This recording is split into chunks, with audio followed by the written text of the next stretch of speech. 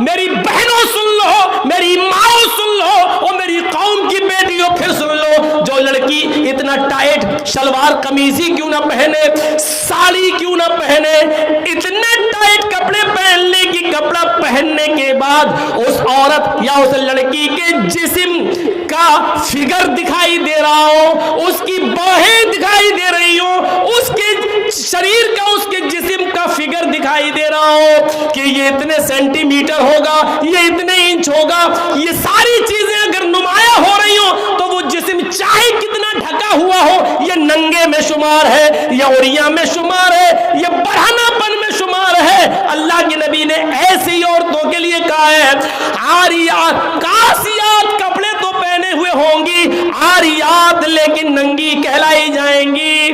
दुनिया फैशन परस्त कहे, आज की मीडिया फैशन कहे, तुम उसको ये कहो कि आजकल का फैशन है, लेकिन मोहम्मद रसूलुल्लाह की शरीयत में उनको नंगा कहा जाएगा। वो आरियात है, वो बरहना है, वो नंगी है। मुमीलातुन व माइलात, लड़कों से बातें करती हो, लड़कों की तरफ माइल होती हो और लड़के भी अब उनकी तरफ झुकते हो, यानी हंस हंस कर बातें करती हो, गुफ्तगू करती हो, इतना मेकअप करके निकलती हो कि उनको देखकर लड़के फरेफ्ता हो जाए और ये भी उनके ऊपर माइल हो जाए। जब तुम ये देख लो अपने जमाने में और ऐसा माहौल देख लो तो ऐसी औरतों को देखकर सोच लेना, ला यदखुलनल जन्ना वला यजिदना रिहा, ऐसी औरतें जन्नत के अंदर दाखिल न होंगी, जन्नत तो दूर, जन्नत की खुशबू भी नहीं मिलेगी, जन्नत की खुशबू से भी महरूम हो जाएंगी। हमारे और आपके ऊपर है अपनी बेटियों को कैसे पहनाना है, कैसे कपड़े पहनाना है, क्या पढ़ाना है, कहाँ जाना है। यहाँ अच्छी बात है, अल्लाह का शुक्र है, सुना है लड़कियों का मदरसा चल रहा है, तालीम निस्वा बहुत ज़रूरी है औरतों की, लेकिन याद रखिएगा मेरे भाइयों, मदरसे के लोग मदरसे तक जिम्मेदार हैं। मदरसे के बाद जब आपकी बेटी आपके घर आएगी तो आप जिम्मेदार हैं, आपको देखना पड़ेगा। ऑनलाइन पढ़ाई माहौल है, दीजिए, लेकिन आप वहां बैठिए, आपके पास टाइम नहीं है। आप अपनी बीवी को वहां बिठाइए कि मेरी बच्ची के पास बैठे, भाई को बिठाइए कि वो आपके पास बैठे। 1 घंटा 2 घंटा कमरे में बंद होकर वो पढ़ रही है ऑनलाइन और 2 घंटे के बाद फिर पढ़ाई खत्म, फिर हाँ थोड़ा सा काम कर रही हूँ। अब क्या काम कर रही, मैं ये नहीं कह रहा हूँ बदगुमानी करिए, लेकिन ये दरवाजे हैं, दरवाजे, चोर दरवाजे, चोर। सर्दियों के दिन का तो लड़कियां दुआ मांगती हैं, अल्लाह सर क्यों अच्छा मौका होता है, लिहाफ अंदर डाल डाल के व्हाट्सएप चलाती हूँ, कौन देख रहा है, सर्दी है, हमारी बेटी सो रही है और पता चला कि अंदर मोबाइल चल रहा, व्हाट्सएप चल रहा है, गुफ्तगू चल रही है।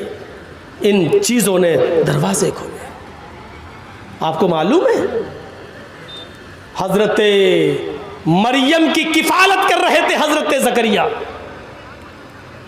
और जब मरियम के पास मेहराब के अंदर, मस्जिद के अंदर बेमौसम फल आ गए।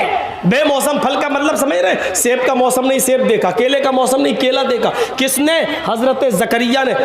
सूरह मरियम पढ़िए मेरे भाइयों, जैसे ही हजरत जकरिया ने मरियम के पास बेमौसम फल देखे, ये वही मरियम है जो इतनी पाक दामन है कि जिनको उनके किसी शौहर ने, किसी मर्द ने नहीं छुआ। अल्लाह ने इसी मरियम से ईसा को पैदा किया। ये वो मरियम है जिनकी पाक दामनी का ऐलान अर्श वाले ने, अल्लाह ने किया है। ये मरियम है जिनकी पाक दामनी का ऐलान अल्लाह ने किया, लेकिन इनके पास मस्जिद के अंदर जब बेमौसम फल देके जकरिया ने, इनकी सरपरस्त ने जब बेमौसम फल देके, तो हजरत जकरिया को गुस्सा आया। उन फलों को देखकर मरियम की तरफ देखा, अन्ना लके हाजा, आए मरियम ये क्या है, ये फल तेरे पास कहां से आ गया। तरबूज का मौसम नहीं तरबूज देख रहा हूं, खरबूजे का मौसम नहीं खरबूजा देख रहा हूं, आम का मौसम नहीं आम देख रहा हूं, ये बेमौसम फल तेरे पास कहां से आए। नेक थी, पाक दामन थी,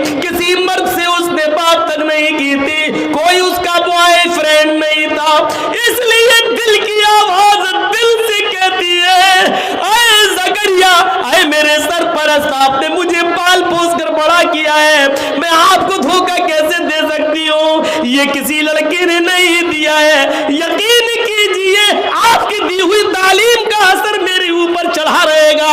ये किसी बॉयफ्रेंड ने नहीं दिया है। कालत हुआ मिन इंदिल्लाह, चीख कर कहती है मरियम, आए मेरे सरपरस्त, ये अल्लाह की तरफ से आए हैं। ये बेमौसम फल कोई फरिश्ता लाया है, किसी लड़के का इसमें कोई हाथ नहीं। जब मरियम की क्लास ली जा सकती है, जब अल्लाह की इस नेक बंदी की क्लास ली जा सकती है और इसका सरपरस्त बेमौसम फल के बारे में मरियम से पूछ सकता है, तो आपको अपनी बेटियों पर कैसे भरोसा हो गया है?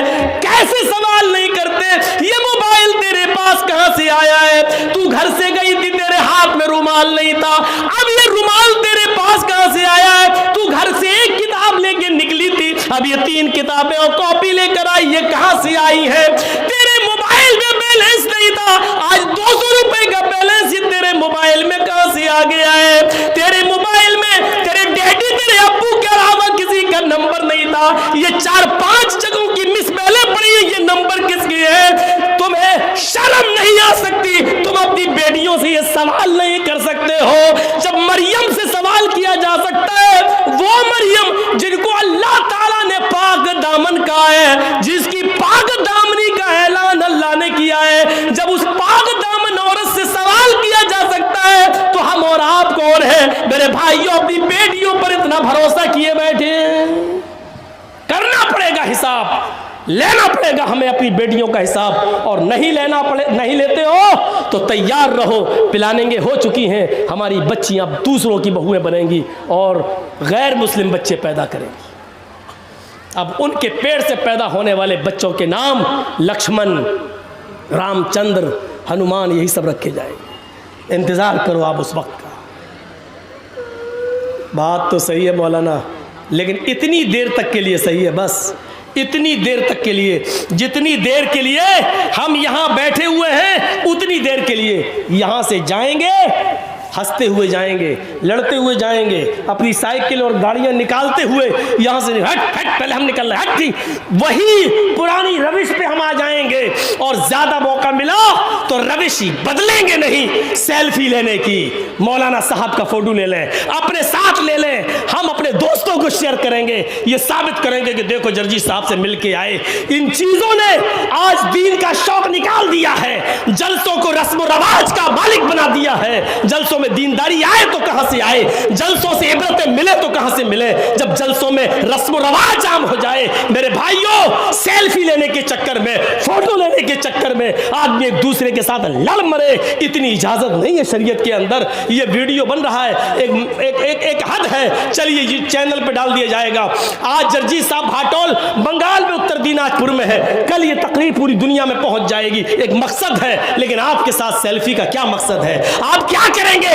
शरीयत ऐसी सेल्फियों को हराम करार देती है जो जिसका कोई मकसद ना हो। मेरे भाइयों याद रखिए, मेरी बिल्कुल इजाजत नहीं है कि आप कोई मेरी सेल्फी ले, और इसके बावजूद अगर आप लेते हैं तो उसके गुनाहगार आप हैं, हम नहीं, क्योंकि हम मना कर चुके हैं।